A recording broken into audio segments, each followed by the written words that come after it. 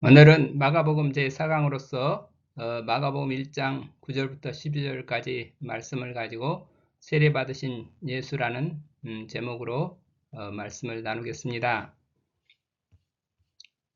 성경 말씀을 읽겠습니다. 마가복음 1장 9절에서 11절까지 말씀입니다.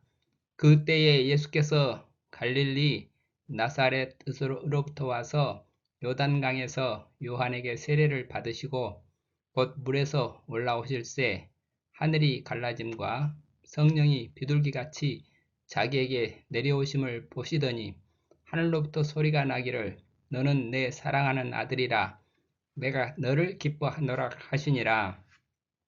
아멘. 마가복음 1장 9절 그때에 예수께서 갈릴리 나사렛으로부터 와서 요단강에서 요한에게 세례를 받으시고, 이 말씀은 또 평행본으로 마태복음에는 3장 13절에서 15절까지 이렇게 좀 더 디테일하게 나와 있습니다. 이때 예수께서 갈릴리로부터 요단강에 이르러 요한에게 세례를 받으려 하시니 요한이 말려 이르되 내가 당신에게 세례를 받아야 할 터인데 당신이 내게로 오시나이까. 예수께서 대답하여 이르시되 이제 허락하라. 우리가 이와 같이 하여 모든 의를 이루는 것이 합당하니라 하시니 이에 요한이 허락하는지라. 마가복음에는 요단강에서 요한에게 예수님이 세례를 받으셨다 그렇게 되어 있는데 그 좀 더 자세한 내용이 나와 있죠. 예수께서 세례 요한이 예수님에게 당신께서 내가 세례를 받아야 할 터인데 당신이 어떻게 저한테 오십니까? 예수님이 그런 말 하지 마십시오. 허락하십시오.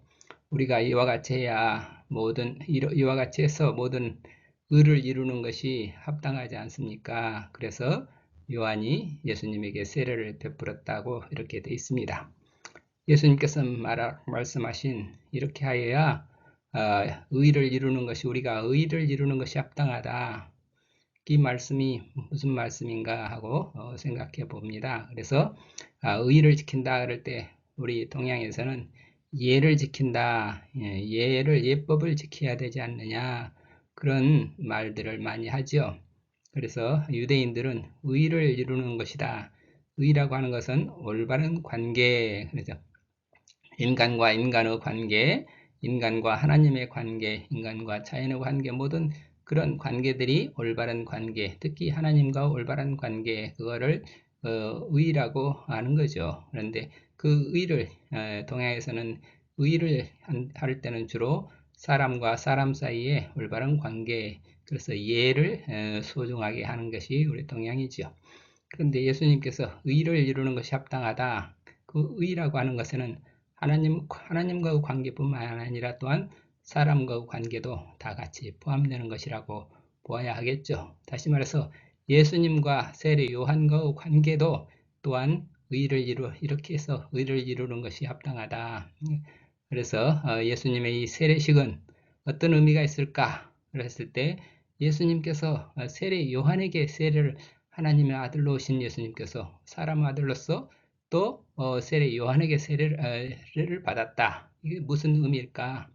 우선은 예수님도 인간으로서 하나님의 뜻에 순종하는 그런 표식으로서 세례를 받으신 거고, 그리고 이제 세례를 받으심으로 말미암아 예수님께서 당신께서 나는 하나님의 아들로서 하나님 나라의 복음을 선포한다. 하나님의 복음을 믿어라. 하나님 나라 복음의 사역자로서 출발을 선언하신 그런 내용이라고 보겠습니다. 10절 곧 물에서 올라오실 때 하늘이 갈라짐과 성령이 비둘기같이 자기에게 내려오심을 보시더니 하늘이 갈라졌다. 하늘이 열렸다고 이렇게 표현되기도 했죠. 하늘이 열렸다는 것은 하늘 문이 열리고 정말 하늘에서 성령이 내려오셨다. 성령께서 내려오시려면 하나님의 보이지 않는 하나님의 나라의 문이 열려야 되겠죠. 그래서 또 예수님께서 이런 하늘문이 열렸다고 하는 그러한 세계, 하나님과 예수님의 사이가 이렇게 길이 열렸다. 또는 하늘과 땅 사이에 길이 열렸다.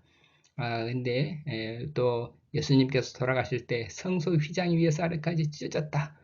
그런 또 사건이 있었죠. 그것도 역시 마찬가지로 지성소에 계신 하나님께서 지성소에서만 계시는 게 아니라 누구나 다 이제 하나님을 만날 수 있는 그러한 새로운 복음 시대를 열어주셨다. 그래서 예수님이 오실 때 하늘이 열리고 예수님이 돌아가실 때 성소의 휘장이 찢어지고 그런 것들이 서로 관련이 된다고 하겠습니다. 하나님과 예수님의 관계가 또 열렸다고 볼 수도 있고 하나님과 인간의 길이 또 열리게 됐다 이렇게 볼 수도 있는데 나와 예수님과의 관계가 또 열리려면 나의 하늘이 열려야 되는 거죠. 나의 하늘이 열리는 순간은 어떤 순간? 내 마음이 열리는 순간이고 결국은 이 하늘이 열렸다 하는 것은 내 마음이 열렸다 이렇게 봐도 되겠죠. 우리의 마음이 열려서 우리가 그리스도의 성령께서 내 마음으로 찾아오셨다 이렇게 돼야 하겠죠. 그런데 성령이 비둘기처럼 내려오심을 보셨다 그러는데 성령이라고 하는 분은 우리 눈에 보이지 않는 분이죠. 그분도 하나님의 영이신데 하나님도 보이지 않는 분이고 성령도 보이지 않는 분인데 보이지 않는 그분인데 비둘기처럼 내려오셨다. 비둘기라는 어떤 형상으로 이렇게 영안으로 보이는 거죠. 영안으로 보는 그 형상을 보는 거죠. 그래서 예수님은 그 보이지 않는 하나님을 만나서 하나님과 교통하는 그 순간이 성령을 받는 순간인데 그것은 비둘기 같은 성령이 임하심을 통해서 그건 상징도 아니고 어떤 실제도 아니고 예수님에게 있어서 실제 비둘기 형상을 보는 거죠. 그러나 이게 그 비둘기를 통해서 비둘기가 내려오심을 보고 성령이 임하심을 느꼈다. 그 어떤 성령 체험 사건이죠. 이건 뭐 우리가 종교적 어떤 이 영성 체험이기 때문에 그걸 어떻게 표현하기는 어렵죠. 성령의 임재는 근데 성령의 임재가 의미하는 건 뭔가? 그러면 권능의 하나님, 권위의 하나님께서 같이 계신다, 함께 계신다, 현존에 계신다. 그러면서 그 능력으로 능력을 주시고 권한을 주시고 그래서 능력과 권한을 예수님께 부여하시는 그런 사건이라고 우리가 볼 수 있죠. 성령께서는 비둘기처럼 우리에게 임하실 수도 있는 거고 불의 혀처럼 성령 강림절에는 이렇게 오순절 사건에서는 또 불의 혀처럼 임했다고 하죠. 또 세미한 음성으로도 임하실 수 있는 것이고 성령이 꼭 한 모습으로 나타나는 것이 아니라 다양한 형태로 나타날 수 있겠죠. 그런데 왜 예수님께서 세례 받으실 때 비둘기 형상으로 나타나셨다 하는 것은 그 비둘기는 우리에게 평화의 상징이고 또 오순절 사건에서 불의 혀 하는 거 혀라고 하는 것은 인간 언어의 상징이죠. 그래서 그 성령을 받을 때 우리에게 주신 그 사명이 무엇인가 하는 것이 또 사건 속 그 형상 속에 들어있다고 하겠습니다. 그러니까 비둘기가 평화의 상징이다. 예수님은 우리에게 평화의 이 세상을 화평케 피스메이커 평화를 이루는 사람 하나님과 인간 사이에 막힌 담을 뚫고 인간과 화해를 이루는 그러한 평화의 사도로 오셨다 이렇게 우리 이해할 수 있겠습니다. 그러면 그 11절 가기 전에 평화의 비둘기에 대해서 잠시 우리가 생각해 보면 성령이 비둘기 형상으로 임하셨다. 그런데 비둘기가 평화의 상징이고 메신저의 의미를 갖고 있죠. 메신저는 어떤 이 소식을 멀리 떨어져 있는 사람들에게 좋은 소식, 기쁜 소식을 전하는 이 메신저 역할을 비둘기가 하는데 기쁜 소식은 뭐겠어요? 전쟁이 끝났다고 하는 그 평화의 소식이죠. 그러니까 비둘기 하는 것은 이런 평화요 메신저의 의미를 갖는데 이 평화라는 의미에 지금 누가복음 2장 14절을 보면 지극히 높은 곳에서는 하나님께 영광이요 땅에서는 하나님이 기뻐하신 사람들 중에 평화로다 하는 그런 말씀이 있죠. 이 평화 하늘에는 영광, 땅의 사람들에게는 기쁨, 이렇게 또 기쁨과 평화, 기뻐하는 사람들 가운데 평화, 기쁨과 평화. 또 이 사명자로 예수님의 사명 가운데 하나는 화평케 하는 자는 복이 있나니 그들이 하나님의 아들이라 일컬음을 받을 것이며, 하나님의 아들로 오신 예수님은 당연히 이 땅에서 화평케 하는 자로서의 사명을 가졌다 볼 수 있겠습니다. 화평케 하는 자는 어떤 분인가? 예수님께서 화평케 하신 자로서 활동하셨으니 우리도 역시 하나님의 자녀로서, 예수님을 믿는 크리스찬으로서 우리의 하나 해야 할 일 중에 하나도 복음을 전하는다 할 때 화평케 하는 자로서 화평케 하는 그런 복음을 또 전해야 되겠죠. 근데 화평케 하는 자, 어떤 화평인가 할 때 크게 말해서 이렇게 하나님, 하늘과 인간 사이에 화평 막힌담을, 여기에 죄에 막혀 있는 하나님과 인간 사이에 죄로 막혀 있었던 건데 그 죄를 예수님께서 다 이렇게 없애버리셨다. 십자가를 통해서 이렇게 다 없애버리셨다. 우리가 그래서 우리 예수님을 믿는 우리도 하나님과 우리 사이에 막혀있던 그 죄의 담을 다 헐어버리고 하나님과 화평을 이루게 됐다. 이런 우리를 용서하시는 참 하나님을, 우리를 구원하시는 참 하나님, 유일하신 참 하나님을 바르게 믿는 바른 신앙으로 바른 삶이라고 하는 것은 우리가 우리가 바른 삶, 한마디로 죄와 끊어진 삶이 되어야 되겠죠. 탐진치가 끊어진 삶이 되어야 되겠죠. 그리고 인간과 땅 사이에 화평했을 때 나는 이 자연과 화평을 이루고 사는가? 우리 인간이 지금 지구를 환경오염시키고 또 지금 그 생태가 자꾸 죽어간다고 하는데, 이런 이 자연과 인간 사이에 화평이 이루어져야 되겠죠. 이 인간이 지구라는 그 환경을 착취하거나 이렇게 학대하면 안 되겠죠. 그래서 지금 우리 어떻게 하면 우리 생태를 복원할 수 있나? 환경 오염을 어떻게 하면 회복시킬 수 있나? 기후가 자꾸 기후 온난화가 된다는데 기후 온난화를 어떻게 막을 수 있나? 이런 것들이 역시 우리가 화평케 하는 자로서의 사명이 되겠습니다. 또 나와 세상 사람들, 세상과 나와 화평이 이루어져야 되는데 사람과 사람 사이 화평, 가장 큰 문제가 서로 간에 증오와 서로 차별하고 불평등하고 이런 차별하고 증오하고 또 이렇게 그런 문제를 어떻게 해결하나, 서로 간에 공감하고 배려하고 무엇보다도 차이를 존중해야 되겠다. 서로 생각이 다르고 문화가 다르고 가치관이 다르고 그럴지라도 우리는 그 차이를 존중하면서 누구나 다 하나님의 자녀로서 우리가 함께 공감할 수 있는 그런 세상을 만들어야 되겠다. 그래서 우리 또 사모의 정신이 각기 선 자리와 맛본 일이 다를지라도 각기 다를지라도 다른 것을 다르다고 차별하지 않고 다르다고 정죄하지 않고 다른 것을 다른 것으로 인정해주고 서로 차별을 존중해주고, 그래서 화평을 이루어야 되겠습니다.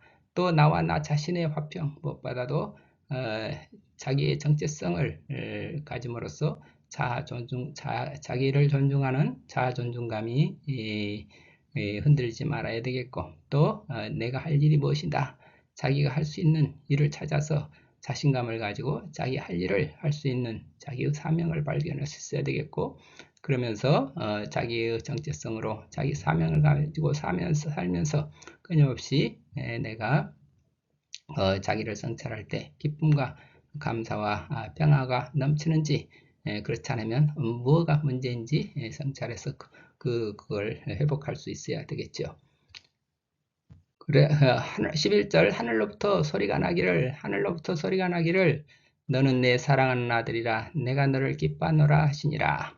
하늘에서 오는 음성 중에서 세 가지 음성이 있죠.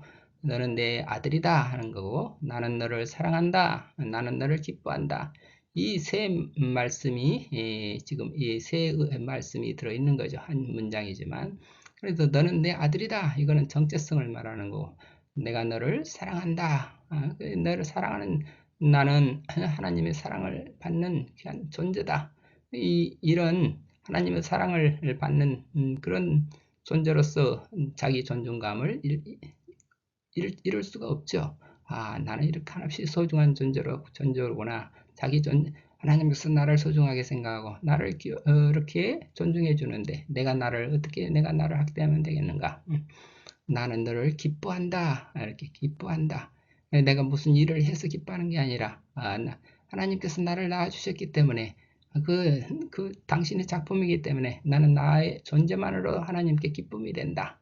나는 하나님의 자녀이기 때문에 내가 있는 것만으로도 하나님께서 기쁨이 된다. 이거는 우리 또 우리 자녀들을 길러보고 손주를 길러보고 그러면 저절로 알 수 있죠. 그게 어린 손주가 존재하는 것만으로 기쁨이지 그 손주가 나한테 뭘 해줘서 기쁜 게 아니죠. 보기만 해도 기쁜 거죠.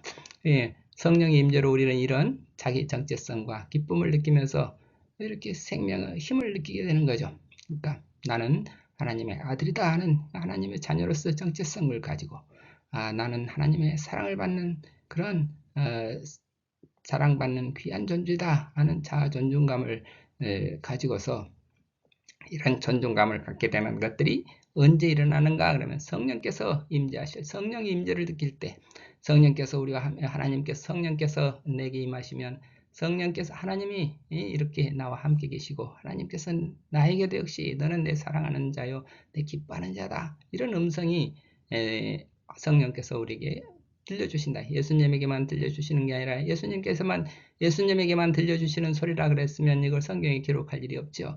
예수님께서 하나님께서 나에게 이런 말씀을 들려주셨듯이 나를 믿는 모든 사람들에게도 역시 하나님의 자녀로서 하나님께서 여러분들을 사랑하시고 하나님께서 여러분들을 기뻐하신다. 이 말씀을 전하시기 위해서 지금 이 복음서가 쓰여진 것으로 봅니다. 그러니까 성령께서 우리에게 임하실 때 우리는 이런 자기 정체성을 확신하고 기쁨을 느끼면서 내가 생명의 기쁨을, 생명의 힘을 얻게 되는 것이죠.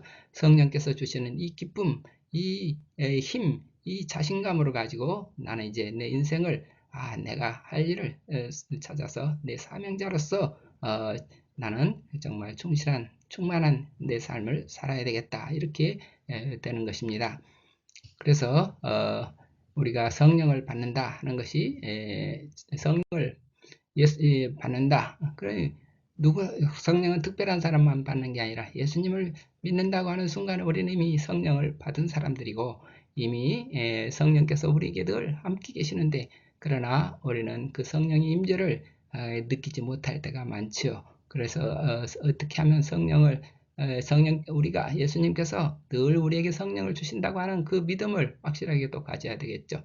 그것을 갖기 위해서 예수님 성경 말씀 속에 예수님이 약속하신 성령을 근거를 보면은 이렇게 마가복음 1장 8절 지난번에 했죠. 지난번에 마가복음 3강에서 세례 요한께서 나는 물로 세례를 주거니와 그는 성령으로 너에게 세례를 주시리라. 우리는 예수님의 성령으로 우리를 다 성령 세례를 받은 사람들입니다. 이미 우리는 성령 안에 있습니다. 그래서 또 요한복음 14장 26절에 보면 보혜사 곧 아버지께서 내 이름으로 보내실 성령 그가 너희에게 모든 것을 가르치시고 내가 너희에게 말한 모든 것을 생각나게 하시리라. 예수님께서 우리에게 가르쳐 주신 말씀들이 성경에 있죠. 그 말씀을 읽을 때 그때 성령께서 우리와 함께 계시면서 예수님의 말씀을 그 뜻이 무엇인지 성령께서 우리에게 생각나게 해주시고 깨우쳐 주신다. 성령이 우리와 함께 계신다. 우리가 말씀을 볼 때 성령께서 우리와 함께 계신다는 것을 우리는 늘 알아야 하겠습니다. 또 요한복음 15장 26절 내가 아버지께로서 너희에게 보낼 보혜사 곧 아버지께로서 나오시는 진리의 성령이 오실 때 그가 나를 증거하실 것이요. 우리가 예수님이 어떤 분이신가 예수님을 느끼신다. 성령께서 우리가 예수님에 대해서 이렇게 알려주시니까 우리는 예수님이 이런 분이 예수님이시구나 하고 예수님을 느끼는 거죠. 예수님을 인격적으로 느끼고 예수님과 사귈 수 있는 이런 것들이 결국 우리가 성령께서 함께 계신다는 증거가 되는 것입니다. 또 요한복음 20장 22절 이 말씀을 하시고 저희를 향하여서 숨을 내쉬며 가라사대 성령을 받아라. 예수님께서 제자들의 성령을 받아라. 지금 우리에게도 예수님께서 우리에게 숨을 불어넣어 주시며 성령을 받아라. 우리에게 지금 늘 살 수 있는 희망의 힘, 믿음의 힘 이런 힘을 주시는 그런 예수님이시다. 그리스도시다. 힘이 어디서 오나? 우리 예수님께서 주시는 성령으로, 성령께서 우리와 함께 계시기 때문에 우리는 힘을 가지고, 이를 살 수 있는 힘을 가지고, 우리는 믿음의 힘을 가지고, 그래서 우리는 살고 있습니다. 그래서 오늘도 우리 주님 우리에게 말씀을 통해서 한없이 성령을 보내주십니다. 성령께서 주시는 이 성령의 힘을 가지고 우리는 충만한 삶을 살게 됩니다. 그래서 결론입니다. 오늘 예수님의 세례를 통해서 우리는 여러 가지를 배웠습니다. 예수님께서 세례 요한과 더불어 보여주신 그 세례식을, 예수님의 세례식을 통해서 우리는 다른 사람들에게 늘 겸손하고, 다른 사람을 존중하고, 다른 사람을 배려하고, 그런 이 올바른 삶의 태도를 본받아서 우리도 바른 신앙, 바른 삶의 모습을 회복하기를 바라며 빌겠습니다. 무엇보다도 예수님은 우리에게 하나님께로부터 오시는 성령을 주시는 분이라 하는 것을 잊지 말아야 하겠습니다. 오늘도 하나님은 우리에게 그리스도를 통해서 성령을 보내주시고 계십니다. 우리 모두 말씀을 묵상하고 듣는 가운데, 또는 기도하고 또 일하는 가운데, 또는 우리가 뜻하지 못하는 어떤 가운데 문득문득 성령께서 우리와 함께 계심을 느끼고, 그 성령의 은혜를 볼 수 있어야 하겠습니다. 그래서 우리 모두 하나님의 자녀로서의 자기 정체성을 확고하게 다지고 자아 존중감과 자신감을 가진 사명자로서 감사와 기쁨과 또 은혜 충만한 그런 삶이 되시길 바라며 축복합니다. 감사합니다. 아멘.